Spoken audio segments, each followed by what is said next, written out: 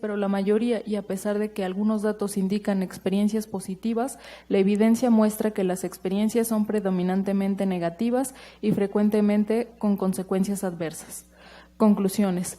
Parece que el papel del personal y las condiciones ambientales, las cuales son potencialmente modificables, afectan la experiencia subjetiva de las medidas coercitivas.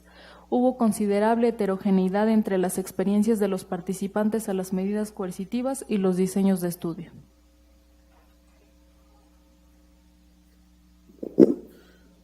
¿Algún comentario al resumen que acaba de leer la doctora? Muy bien. Bueno, doctora, puedes empezar con...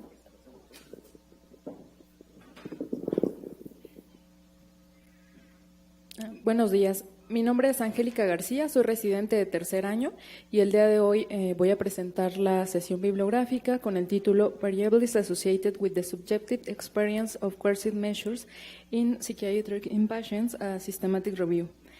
Fui coordinada por el doctor Nicolás Martínez, quien es psiquiatra forense e investigador de la institución y a quien agradezco su colaboración para la elaboración de la misma.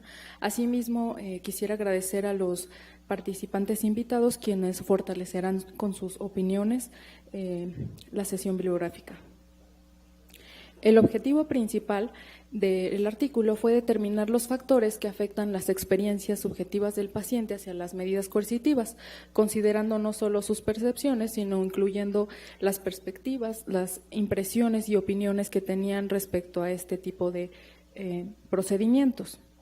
Entre los objetivos secundarios fue identificar los tipos de experiencias subjetivas reportadas por los pacientes y comparar los diferentes tipos de estas medidas en relación a la experiencia que los pacientes reportaban. El contenido inicia con la introducción, vamos a continuar hablando un poquito de aspectos legales y finalmente hablaremos per se del artículo. En el área de la psiquiatría, la voluntad expresada del paciente no siempre se cumple, ya que el empleo de medidas coercitivas es relativamente común en el tratamiento hospitalario de los pacientes. La gestión del comportamiento violento representa desafíos particulares con respecto a los derechos y la seguridad del paciente, así como los del proveedor de la atención médica. En torno a esta clase de intervenciones se han generado controvertidos debates sobre la justificación de las medidas coercitivas, sobre todo en lo referente al conflicto ético básico de la autonomía del paciente respecto al derecho del paciente de autonomía y la responsabilidad paternalista que a veces tenemos los médicos acerca de evitar daños hacia sí mismo y hacia otros. Esto continúa siendo pues una cuestión desafiante no solo en nuestro país, sino en todo el mundo. Las medidas de restricción a efectos de esta investigación se definen como restricción química o farmacológica, también como medicación forzada a la administración de medicamento a través de vías oral o parenteral. La restricción mecánica o física es definida como una medida de control del comportamiento potencialmente agresivo o violento que limita la libertad de movimiento de una persona mediante el uso de la fuerza física o cualquier otro medio mecánico. Mientras que aislamiento consiste en confinar a una persona en una ubicación por un periodo de tiempo específico y de la cual no puede salir voluntariamente, proporcionando disminución de los estímulos sensoriales y contención. Diversos autores han expresado opiniones específicas acerca del uso de la restricción y aislamiento para determinar qué presentaciones justifican el empleo de las medidas. La primera y principal de ellas es prevención de daño inminente hacia sí mismo u otros y solo cuando otras medidas hayan resultado ineficaces. Asimismo, se emplea como una forma de prevención de daño sustancial al ambiente físico, prevenir una probable interrupción grave en el tratamiento del paciente para reducir la estimulación y a petición del paciente. Otros autores inclusive han contemplado la prevención de comportamientos socialmente inaceptables.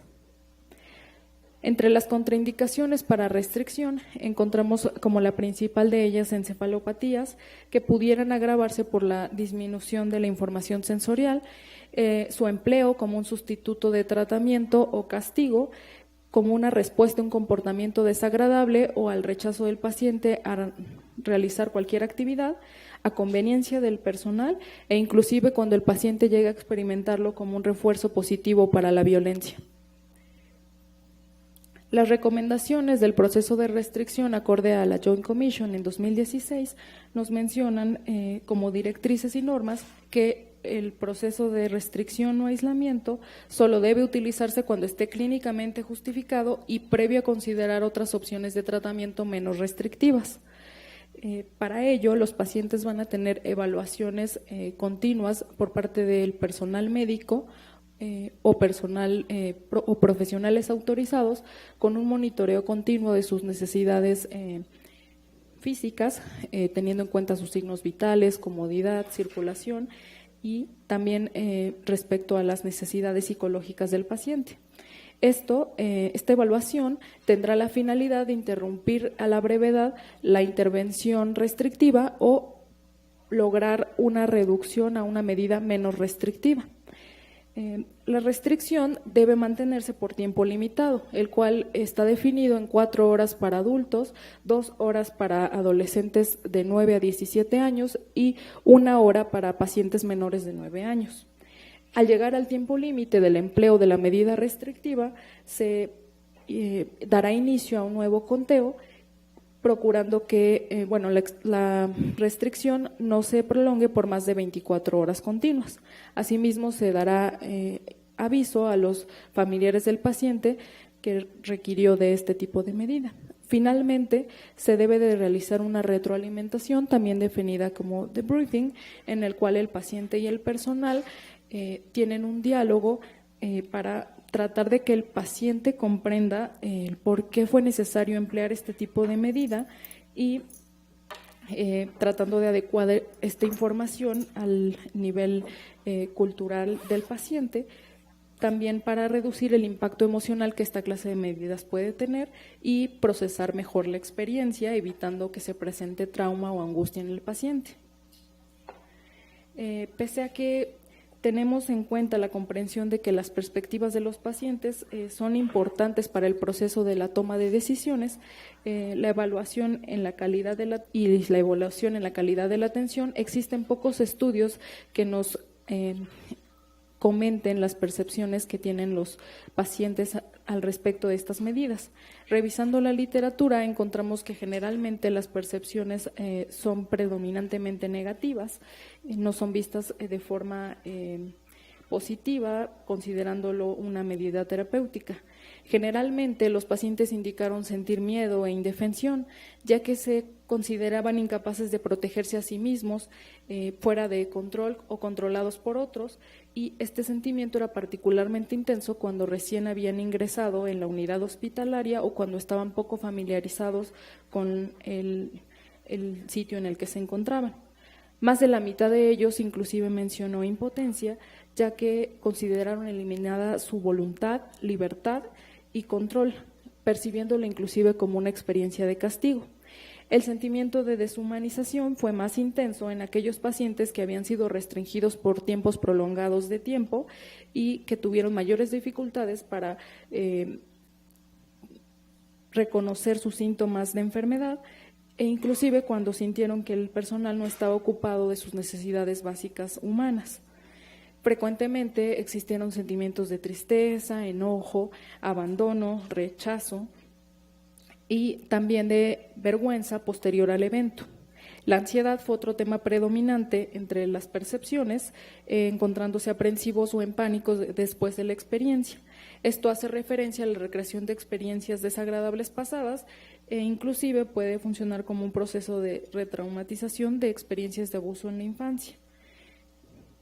También se ha descrito trauma asociado al proceso de restricción, el cual puede ocurrir durante o posterior al evento.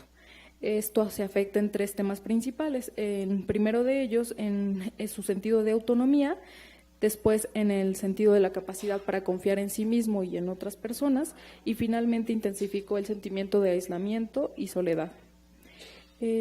Sin embargo, no todos los pacientes reportaron percepciones negativas. Algunos de ellos sí consideraron que pudiera tener efectos beneficiosos. Consideraron que podría brindarles seguridad y protección, que ayudaba a apoyarles psicológicamente y a encontrarse respetados. Inclusive mencionaron que podía mejorar su comportamiento, brindaba la oportunidad de calmarse y de retirarse de experiencias muy emocionantes. No solo se reportó la percepción hacia el procedimiento, sino también hacia el personal que ejecutaba las medidas, mencionando que percibían que el comportamiento del personal mostraba falta de preocupación por su situación. En ocasiones, la actitud influye en las percepciones de los pacientes acerca del procedimiento. A pesar de que consideraban que la amabilidad en el personal resultaba útil, posterior al evento mencionaron sentirse ignorados, ya que algunos de ellos no continuaron a cargo de algunos profesionales. En México existen muchos menos estudios acerca de las percepciones que tienen los pacientes respecto a medidas coercitivas. Sin embargo, hay 2 trabajos relevantes realizados en el año 2016 por residentes del Instituto Nacional de Psiquiatría, en el cual de igual forma abordaron las percepciones de los pacientes y corroboraron que existían altos niveles de enojo, miedo, infelicidad y ansiedad. Esta percepción negativa no siempre fue relacionada al procedimiento per se, sino también a fallas en la información que era otorgada al paciente. Pese a que se corroboró este tipo de información, la percepción negativa también influyó en que los pacientes cooperaran adecuadamente y que estuvieran de acuerdo a que era necesario como parte de su tratamiento. Ahora vamos a hablar acerca del marco legal de la restricción. La Convención contra la Tortura y otros tratos o penas crueles, inhumanos o degradantes, en su artículo 1, menciona: a los efectos de la presente convención se entenderá por el término tortura todo acto por el cual se inflinja intencionalmente a una persona dolores o sufrimientos graves, ya sean físicos o mentales, con el fin de obtener de ella o de un tercero información o una confesión, de castigarla por un acto que haya cometido o se sospeche que ha cometido, o de intimidar o coaccionar a esa persona o a otras, o por cualquier razón basada en cualquier tipo de discriminación. Cuando dichos dolores o sufrimientos sean infligidos por un funcionario público u otra persona en el ejercicio de funciones públicas a instigación suya o con su consentimiento o aquiescencia. El artículo 10 menciona que todo Estado parte velará porque se incluya una educación y una información completa sobre la prohibición de la tortura en la formación profesional del personal encargado de la aplicación de la ley, sea este civil o militar, del personal médico, de los funcionarios públicos y otras personas que puedan participar en la custodia, el interrogatorio o el tratamiento de cualquier persona sometida a cualquier forma de arresto, detención o prisión. La Convención de los Derechos de las Personas con Discapacidad, en su artículo 15, protección contra la tortura y otros tratos o penas crueles, inhumanos o degradantes, dicta que ninguna persona será sometida a tortura y otros tratos o penas crueles, inhumanos o degradantes. En particular, nadie será sometido a experimentos médicos o científicos sin su libre consentimiento. El principio 9 de tratamiento menciona que todo paciente tendrá derecho a ser tratado en un ambiente lo menos restrictivo posible y a recibir el tratamiento menos restrictivo y alterador posible que corresponda a sus necesidades de salud y a la necesidad de proteger la seguridad física de terceros. Esto en los principios para la protección de enfermos mentales y el mejoramiento de la atención en salud mental, mientras que en el principio 11 del consentimiento para el tratamiento cita: no se someterá a ningún paciente a restricciones físicas o a reclusión involuntaria, salvo con arreglo a los procedimientos oficialmente aprobados de la institución psiquiátrica y solo cuando sea el único medio disponible para impedir un daño inmediato o inminente al paciente o a terceros. Estas prácticas no se prolongarán más allá del periodo estrictamente necesario para alcanzar este propósito. Todos los casos de restricción física o de reclusión involuntaria, sus motivos y su carácter y duración se registrarán en el historial clínico del paciente. Un paciente sometido a restricción o reclusión será mantenido en condiciones dignas y bajo el cuidado y la supervisión inmediata y regular de personal calificado. Se dará pronto aviso de toda restricción física o reclusión involuntaria de pacientes a los representantes personales de haberlos y de proceder. La Ley General de Salud, en el capítulo 7 que abarca salud mental, en su artículo 74 bis, fracción 4, menciona que los pacientes tienen derecho a que les sean impuestas únicamente las restricciones necesarias para garantizar su protección y la de terceros. En todo caso, se deberá procurar que el internamiento sea lo menos restrictivo posible y a que el tratamiento a recibir sea lo menos alterador posible. La norma oficial mexicana 025 SSA 2014 menciona que el aislamiento de las personas usuarias es innecesario y violatorio de los derechos humanos, por lo que no debe utilizarse para dicho fin instalaciones de patios y cuartos de aislamiento en cualquiera de las unidades de atención integral hospitalaria médico-psiquiátrica. Me gustaría comentar acerca del protocolo de Estambul, sobre todo porque inicialmente definimos la negación a realizar tortura. El objetivo de la tortura consiste en destruir deliberadamente no solo el bienestar físico y emocional de la persona, sino también en ciertos casos la dignidad y voluntad. Entre los métodos de tortura que deben tenerse en cuenta es tortura por posición, como limitación prolongada de movimientos, posturas o tracciones forzadas, condiciones de detención y aislamiento.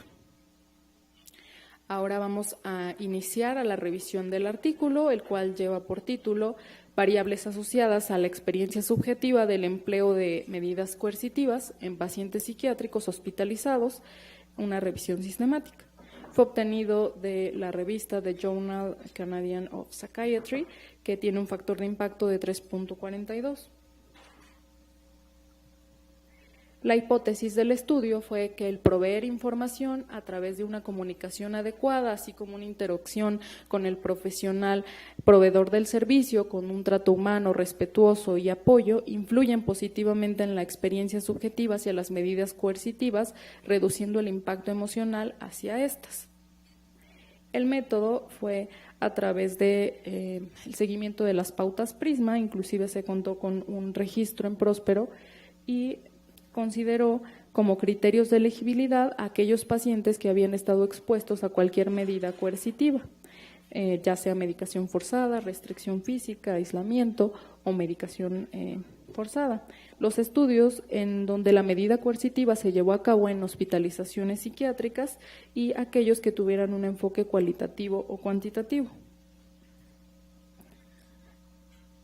Referente a los criterios de eliminación, no se consideró aquellos estudios en los que participaron menores de 18 años, donde las medidas coercitivas fueron aplicadas en situaciones no psiquiátricas, como unidades psicogeriátricas, unidades de atención de adicciones, y cuando el estudio solo representó la experiencia del profesional y no del paciente. La población, desde luego, fueron pacientes expuestos a restricción, cualquiera de ellas. Exposición fueron la información de los factores asociados a la experiencia subjetiva de los pacientes expuestos a las medidas coercitivas. Los estudios fueron buscados en las fechas del 1 de enero de 1992 y el 1 de febrero de 2016. Fueron 25 años considerándolo como suficientemente representativo. Esto fue localizado en las bases de datos de CINAHL, PubMed, Scopus Web of Science y Psych. Los términos de búsqueda en todos los campos incluyeron salud mental y psiquiatría, restricción o aislamiento, medicación involuntaria, forzada, coacción, medidas coercitivas, experiencia del paciente, perspectivas del paciente. El número total de registros identificados consistió en 5.741, subdivididos entre cada una de las categorías de las bases de datos que pueden ver a continuación. Un total de 5.660 estudios fueron excluidos, ya que no se pudieron recuperar, por lo que los estudios de texto identificados completos fue un número total de 81. Existieron 6 de ellos que tampoco fue posible recuperarlos en texto completo, por lo que fueron eliminados, considerando entonces 78 estudios recuperados en texto completo para la evaluación. Asimismo, se agregaron 3 estudios identificados a través de la bibliografía que se consideraron relevantes. Por lo tanto, fueron considerados 34 estudios para esta revisión sistemática. 44 fueron excluidos, ya que 27 de ellos no incluían la experiencia como un resultado primario, algunos de ellos no incluían medidas coercitivas y 6 de ellos eran estudios que no resultaban originales y 4 cumplieron con los criterios de exclusión que ya comenté.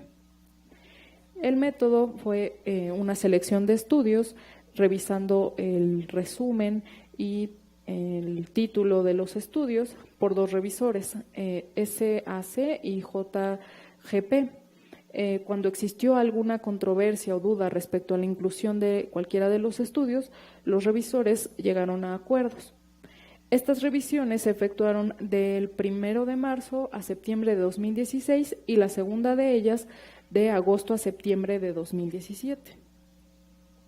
La calidad metodológica se garantizó a través del programa CASP, que es una lista de verificación estandarizada. Es el programa de habilidades de evaluación crítica. Entonces, cada estudio tenía que cumplir con cierto puntaje. Por ejemplo, para los estudios cualitativos eran valorados 10 ítems, para control de casos 11 ítems, para estudios longitudinales 12 ítems y para estudios controlados aleatorizados 11 ítems. Todos aquellos estudios que cumplieron con más del 70% de los ítems fueron considerados estudios de alta calidad e incluidos en la revisión. Entonces, estos 34 estudios fueron considerados de alta calidad, considerando a 1.869 participantes en total. Según la tipología de los estudios, fueron divididos en 11 cualitativos, 12 cuantitativos y 11 mixtos. La distribución por país incluyó 11 estudios realizados en Estados Unidos y Canadá, 4 en Holanda, en Australia y Alemania 3 estudios, en Suecia, Reino Unido, Finlandia y Noruega y Sudáfrica fueron considerados 2 estudios y para China y Austria 1 estudio. Los tipos de medidas coercitivas empleadas fueron aislamiento en 16 de los estudios, 5 restricción física y en 1 restricción química o medicación forzada como única medida. Mientras que 8 estudios tomaron en cuenta la combinación de 2 medidas y 4 de ellos emplearon 3 medidas. El entorno en el cual se realizaron fue en salas psiquiátricas agudas, de hospitales psiquiátricos o generales, salas psiquiátricas forenses, en salas de servicios comunitarios o ambulatorios, en salas con entorno mixto y una de ellas fue de cuidados a largo plazo. La forma para representar los estudios fue del tipo narrativo, ya que existían diversos tipos de diseño, tipos de muestras y medidas coercitivas empleadas. Fueron 5 los factores que afectaron la experiencia subjetiva encontrados en el artículo hacia las medidas coercitivas. La primera de ellos, tal vez la más importante, fue el suministro de información hacia los pacientes. Mencionan diversos estudios que contar con información respecto al motivo que llevó al empleo de la medida coercitiva generó en el paciente una experiencia más positiva. El entorno físico también fue considerado, ya que algunos de ellos lo consideran un factor importante con respecto a la habitación, los muebles, la posibilidad de fumar, vestir ropas propias, una habitación cómoda, ropa de cama cómoda, la atmósfera, el ruido y la privacidad. El respeto y trato humano también fue otro de los pilares más predominantes que influyó en el tipo de experiencia hacia los pacientes. El comportamiento profesional y agradable, un trato humano justo, tomando en cuenta la dignidad del paciente e inclusive colocándolo en una posición de iguales, favoreció una experiencia más positiva. El debriefing también colaboró de forma importante a reducir el impacto emocional hacia las medidas coercitivas. Hablando sobre lo que sucedió, lograban que el paciente pudiera procesar la experiencia de forma menos traumática y menos angustiosa. Las características individuales del paciente también fueron consideradas, ya que aquellos que tenían una pobre introspección respecto a su padecimiento percibían con más intensidad el empleo de las medidas restrictivas. También aquellos que habían tenido múltiples episodios previos en el uso de las mismas o que tenían un abuso importante de sustancias. Las mujeres y los jóvenes también percibieron las medidas de forma más gravosa que otros pacientes, mientras que los pacientes con síntomas psicóticos y que fueron admitidos voluntariamente en la unidad o que ya contaban con internamientos previos, percibieron las intervenciones coercitivas de manera más positiva. Iniciaré comentando los estudios cuantitativos. El primero de ellos, Toke, en 1992, en una sala psiquiátrica de pacientes agudos en Estados Unidos, valoró el aislamiento. Los factores que influyeron para una mejor percepción en el uso de cualquier medida coercitiva fue el acceso a actividades, presencia del personal durante la ejecución de la medida y la interrupción en breve de la misma, así como una habitación cómoda. Pese a ello, sí existieron sentimientos negativos de impotencia, desesperanza, confusión. De forma positiva, algunos de ellos encontraron que gracias al aislamiento pudieron encontrar seguridad, cierta sensación de control y alivio. Un año después, de igual forma en Estados Unidos, Mann, en una unidad psiquiátrica con admisiones voluntarias, considerando 50 pacientes que fueron sometidos a aislamiento, a través de un estudio transversal, con entrevistas para evaluar la percepción que tenían hacia el procedimiento, mencionó que los factores que influían era si el paciente era ingresado por primera vez en esta unidad hospitalaria, si tenía muchos más episodios de restricciones y abuso de sustancias, presentaban experiencias negativas. El 40% consideró que inclusive fue tratado como un prisionero con temor a que fuese aislado de nueva cuenta, pero 60% se sintió seguro durante el procedimiento. En 1996, de igual forma en Estados Unidos, Ray realizó otro estudio en donde valoró aislamiento y restricción física en 3 salas de atención psiquiátrica aguda, considerando 104 pacientes. Acá fue recopilada la información a través de una encuesta que se enviaba por correo al egreso del paciente, considerando que los esfuerzos del personal por calmar al paciente o resolver sus problemas resultaba de utilidad para los pacientes, generando una mejor experiencia del proceso. Pese a ello, el 94% al menos informó alguna queja, considerando que la medida resultaba innecesaria, prematura o punitiva. Solo un pequeño porcentaje de pacientes consideró que, debido a que su comportamiento era peligroso, había sido beneficioso para él el uso de la medida. Mehan, en 2004, en Australia, consideró 2 unidades de hospitalización aguda y a través de aislamiento, mencionando que de igual forma la comunicación, el diálogo y la información hacia el paciente lograba mejorar la experiencia hacia la medida. Sin embargo, sí existieron importantes sentimientos negativos de castigo, frustración, enojo.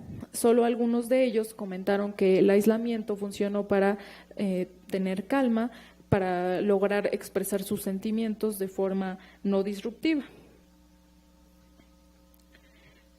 Bettelkamp, en Holanda, en el 2008, en 3 salas de atención psiquiátrica de 2 hospitales, considerando a 104 pacientes que fueron sometidos a aislamiento o medicación involuntaria a través de un estudio transversal que medía 2 escalas y una escala visual análoga, comprendieron que explicar el por qué había sido necesario aplicar las medidas se relacionaba a una percepción de eficacia en el proceso y en la calidad de la atención.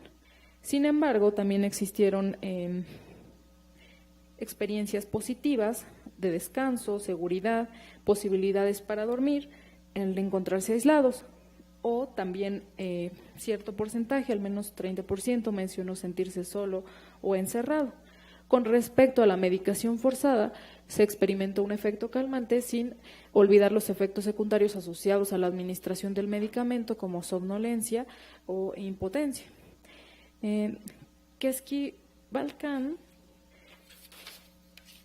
realizó un estudio en Finlandia en 2010 en unidades de internamiento de hospitales psiquiátricos generales, donde conjuntó a 38 pacientes, y en 2 hospitales psiquiátricos forenses logró colectar 68 pacientes que fueron sometidos a aislamiento. Fue un estudio longitudinal a través de entrevistas estructuradas, en donde el grupo forense percibió la medida de aislamiento como un método de castigo. Algunos de ellos sugirieron que podrían mejorar la experiencia al tener una interacción más cercana con el personal, tener un uso regulado del sanitario, posibilidades para fumar, un mobiliario terapéutico y una duración breve del periodo de restricción. Sin embargo, existieron casi 60% de experiencias negativas reportadas, pero cierto porcentaje sí lo definió como una medida beneficiosa. Iversen, un año después, en Noruega, valoró a pacientes hospitalizados en aulas agudas, en aislamiento, con un estudio transversal que les fue aplicando una encuesta, un cuestionario de satisfacción a su egreso, y los pacientes que habían ingresado voluntariamente mencionaron unas mejores percepciones hacia la restricción, considerándolo como una forma de apoyo y que habían recibido un trato respetuoso con una sensación de seguridad durante el procedimiento. Georgieva, un año después en Holanda, valorando una sala de pacientes agudos con los distintos tipos de medidas de manejo restrictivo, así como las combinaciones, informó que el combinar estas medidas se correlacionaba a mayor sensación de aislamiento y a efectos físicos adversos. La medicación involuntaria fue considerada la medida menos angustiosa y preferida por los pacientes. Whitecross, en Australia, un año también después, mencionó que los pacientes sometidos a aislamiento en aulas psiquiátricas agudas no presentaban mejoría hacia la experiencia, pese a que se les otorgaba la consejería e información posterior al evento. 47 de ellos inclusive llegaron a cumplir con criterios diagnósticos para trastorno de estrés postraumático. Steiner, en Alemania, en este mismo año 2013, valoró a 60 pacientes en unidades psiquiátricas de Hospital General que fueron sometidos a aislamiento y restricción mecánica por medio de un estudio de intervención en el cual aplicaban la medida habitual Este fue un año de seguimiento de un estudio controlado y aleatorizado, realizado a través de entrevistas cara a cara, y en ello se identificó que los pacientes hubiesen preferido un mayor contacto con el personal y contar con objetos personales para mejorar su experiencia. Generalmente se presentaron experiencias negativas de tensión, enojo, miedo, decepción, desesperación derivadas del proceso. Milau, en 2015, en Alemania, en unidades ambulatorias de atención psiquiátrica, a través de un estudio transversal de 2 escalas de medición, identificó una percepción de un bajo nivel de justicia y de efectividad derivados del procedimiento. Igualmente, los pacientes hubiesen preferido medicación involuntaria versus restricción mecánica. Finalmente, Fugger, en 2016, en Austria, en una sala de atención psiquiátrica de urgencias, valoró a 47 pacientes que fueron sometidos a restricción mecánica que a través de un estudio longitudinal en un seguimiento de 18 meses con 4 tipos de entrevistas estructuradas, definió que la forma de administración puede mejorar la tolerancia y aceptación, sobre todo si se trataba de una vía oral.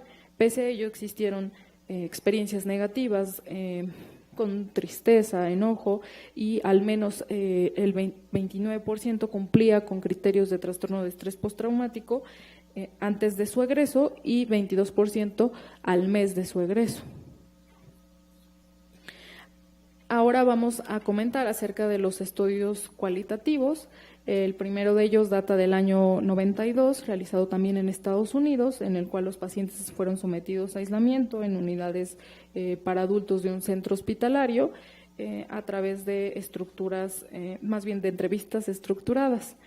Entre los factores que influyeron en la experiencia fue el comportamiento del personal antes y durante la medida, el tipo de retroalimentación que se le otorgaba al paciente para disminuir el impacto y también consideraron el entorno físico.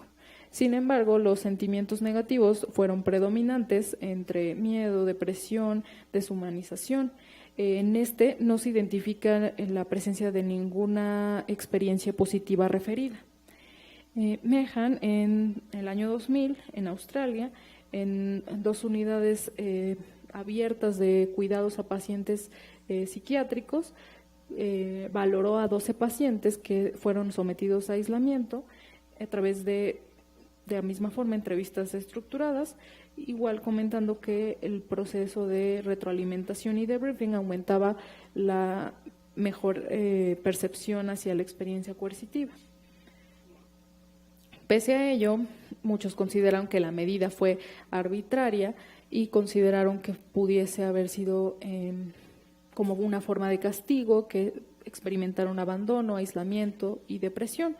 Sí existieron, pero en menor medida, la referencia de experiencias positivas en que el aislamiento favoreció un ambiente seguro para lograr retomar el control.